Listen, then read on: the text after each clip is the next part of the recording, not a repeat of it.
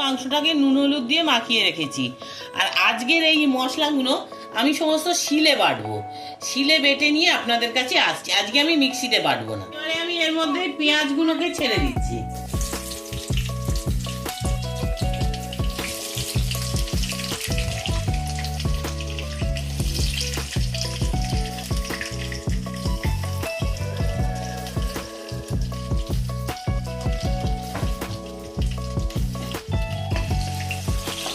মাংসটা আমার সব মশলা দেওয়া কষা হয়ে গেছে। এবার আমি মাংসটাকে এর মধ্যে দিয়ে দিলাম, একসাথেই আমি দিয়ে দিলাম।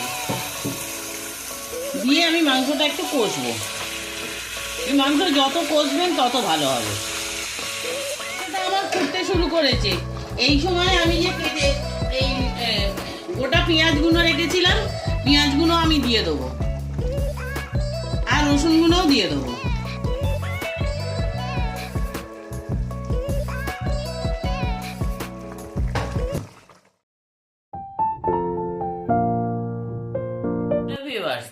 আজ আমি আপনাদের কাছে চলে এসেছি একটা নতুন রান্না নিয়ে। নতুন নয়, রান্নাটা আপনারা অনেকেই জানেন, কিন্তু আমি একটা আমার মতন করে দেখাচ্ছি। এটা হচ্ছে দেশি মুরগির কষা। এর জন্য লাগবে আমার দেশি মুরগি, এছাড়া লাগবে আমার একটু আলু। আর মশলার মধ্যে আপনারা দেখুন, এখানে আছে কিছু কাটা পেঁয়াজ, কিছু গোটা পেঁয়াজ। গোটা পেঁয়াজগুলো আমি গোটাই দিয়ে দেবো মাংসে। আর লাগবে একটু রসুন। এই রসুনগুলোও বাটবো না। এছাড়া এমনি রসুন লাগছে, আদা লাগছে, টমেটো লাগছে। আর এইখানে দেখুন, এই যে শুকনো লঙ্কাটা দেখছেন, এই লঙ্কাটা আমি একটু ভিনিগার দিয়ে ভিজিয়ে রেখেছি। এছাড়া লাগছে গোটা গরম মশলা, আর লাগছে হলুদ, আর লাগছে নুন, এছাড়া চিনি লাগবে।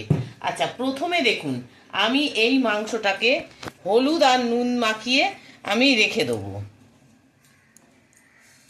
5-10 মিনিট লাগলেই হয়ে যাবে, বেশিক্ষণ রাখার দরকার নেই।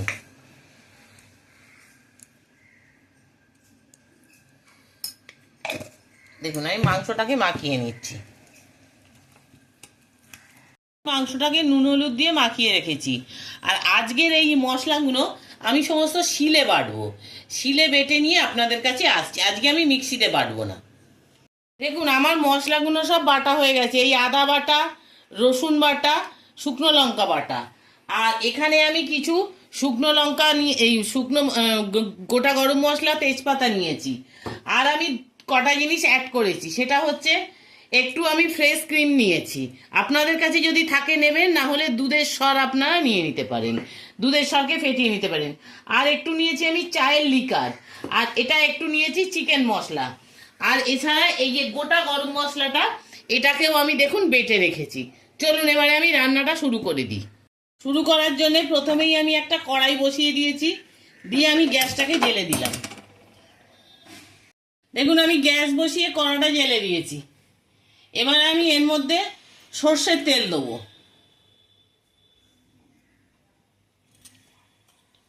দেখুন, আমি সর্ষের তেল দিয়ে দিলাম। তেলটা গরম হোক।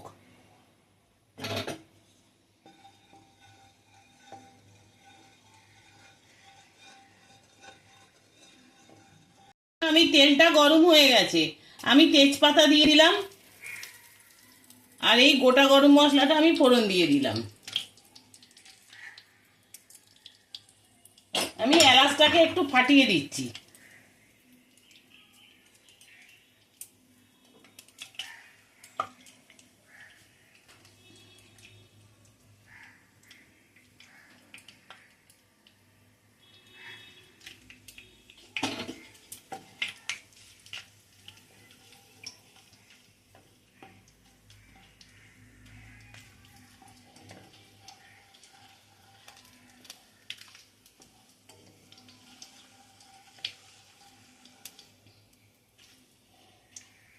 এবারে আমি এর মধ্যে পেঁয়াজগুলোকে ছেড়ে দিচ্ছি।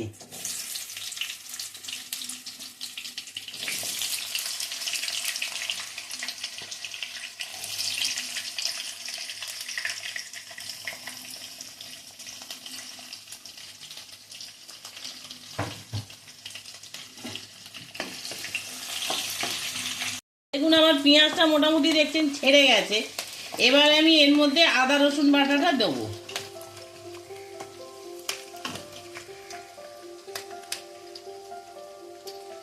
দেখুন প্রথমে আমি রসুন বাটাটা দিয়ে দিলাম।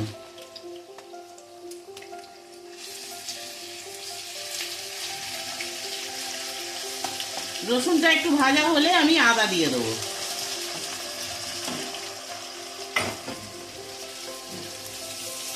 রসুনটাও ভাজা হয়ে গেছে পেঁয়াজের সঙ্গে, এবার আমি দিয়ে দিলাম আদা। এবারে কালারটা আনার জন্য আমি প্রথমে একটু চিনি দিয়ে দিলাম।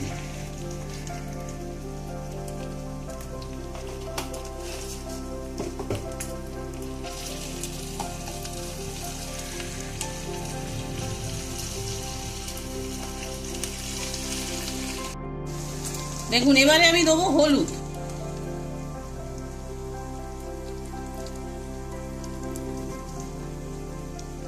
হলুদ দিয়ে দিলাম।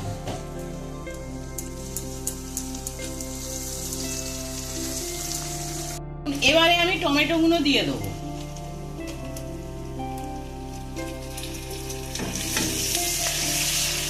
টমেটো গুলো দিয়ে আমি মাংসে তো একটু নুন দিয়েছিলাম, আমি আর একটু নুন দিয়ে দেবো। টমেটোটা গলা অবধি আমি অপেক্ষা করব। দেখুন আমি অল্প একটু নুন দিয়ে দিলাম যাতে টমেটোটা গলে যায়।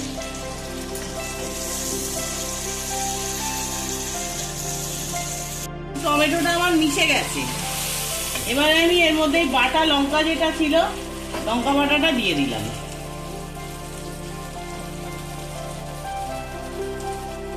দিয়ে আমি হাতটা আগে ধুই।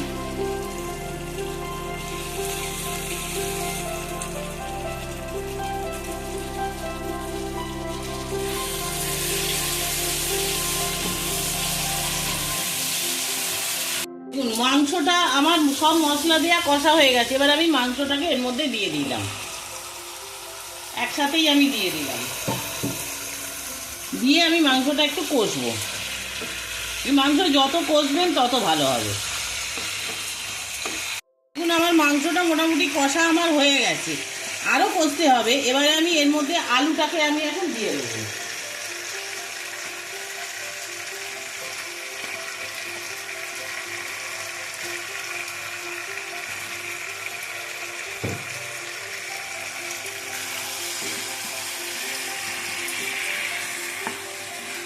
দেখুন আমি মাংসই কিন্তু কোনো জল দিইনি, দেখুন তাও কত জল বেরিয়েছে মাংসটা দিয়ে।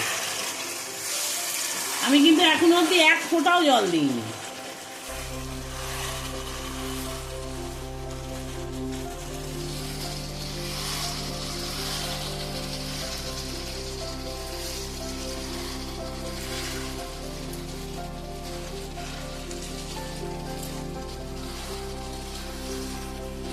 জল দেবো। প্রথমে আমি এই যে লঙ্কা আদা রসুন এই জলটা দিয়ে দিলাম। এবারে আমি চায়ের যে লিকারটা করে রেখেছিলাম সেই লিকারটা দিয়ে দেবো। আচ্ছা, লিকারটা দেওয়ার একটা কারণ আমি আপনাদের বলে দিচ্ছি। লিকারটা দেওয়ার একটা কারণ, আগে যখন আমাদের মা ঠাকুমা দিদিমারা লোহার কড়াইতে রান্না করতো, তার একটা স্বাদ আলাদা ছিল, একটা বেশ কালো কালচে কালচে রসুনের রং আসতো। কিন্তু আমরা তো এখন সেটা পারি না, সেই জন্যে আমি একটুখানি এই চায়ের লিকারটা আমি ব্যবহার করছি।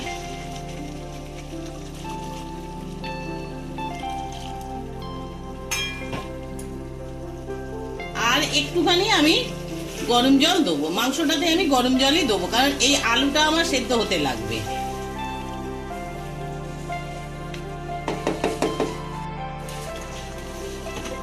দেখুন আমি একটু গরম জল দিয়ে দিলাম আর একটু।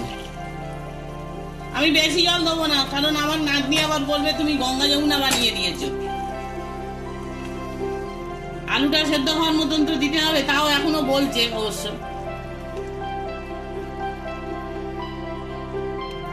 গঙ্গা যমুনা সরস্বতী আমি বানাইনি, আমি এই জল দিয়েছি। আর এই এখন এই গরম মশলা বাটা জলটা এখন একটুখানি দিয়ে দিলাম, দিয়ে আমি চাপা দিয়ে দেবো। মাংসটা আমার ফুটতে শুরু করেছে। এই সময় আমি যে কেটে এই গোটা পেঁয়াজগুলো রেখেছিলাম, পেঁয়াজগুলো আমি দিয়ে দেবো, আর রসুনগুলোও দিয়ে দেবো।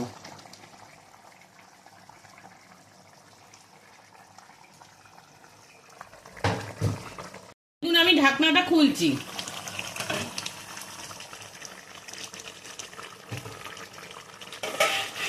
দেখি আমি আলুগুলো সেদ্ধ হয়েছে কিনা। দেখুন আলু সেদ্ধ হয়ে গেছে, এই যে আলু সেদ্ধ হয়ে গেছে।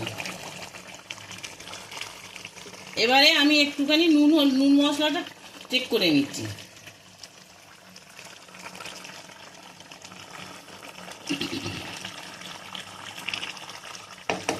সব ঠিকঠাক আছে। এবারে আমি এর মধ্যে ফ্রেশ ক্রিমটা দেবো।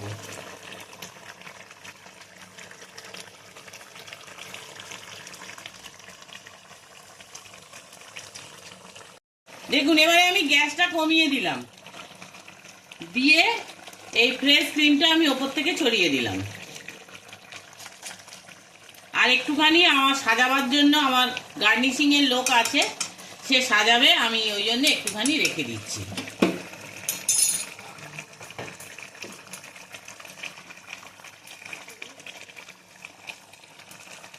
ফ্রেশ ক্রিমটা দিয়ে আমি এবারে বন্ধ করে দিলাম।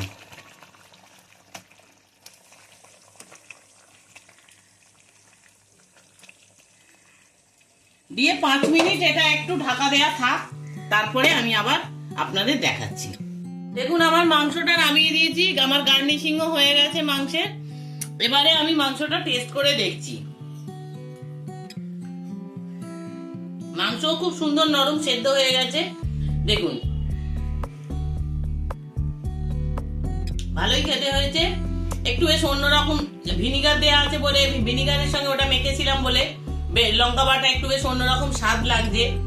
আর সবকিছুইতে একটু অন্যরকম, যেমন এই চা পাতা লিকার টিকার এগুলো দেওয়া আছে, সেগুলোতে একটু অন্যরকম স্বাদ লাগছে। আপনারাও এটা করে দেখবেন, খাবেন, আশা করি আপনাদেরও ভালো লাগবে। যদি আমার রান্নাগুলো আপনাদের ভালো লাগে, এক লাইক করবেন, কমেন্ট করবেন, পাশে থাকা বেল আইকনটা টিপে দেবেন। আর নতুন বন্ধুদের বলছি, যারা এখনো এই চ্যানেলটা সাবস্ক্রাইব করেননি, খুব তাড়াতাড়ি চ্যানেলটা সাবস্ক্রাইব করে নিন, যাতে পরবর্তী রান্নার ভিডিও আপনারা খুব তাড়াতাড়ি পেয়ে যেতে পারেন আর আমার নতুন বন্ধু হন আপনারা। আশা করি সবাই ভালো থাকুন, ভালো থাকবেন, সুস্থ থাকবেন, এই আশা নিয়ে আজকের ভিডিওটা শেষ করলাম। নমস্কার।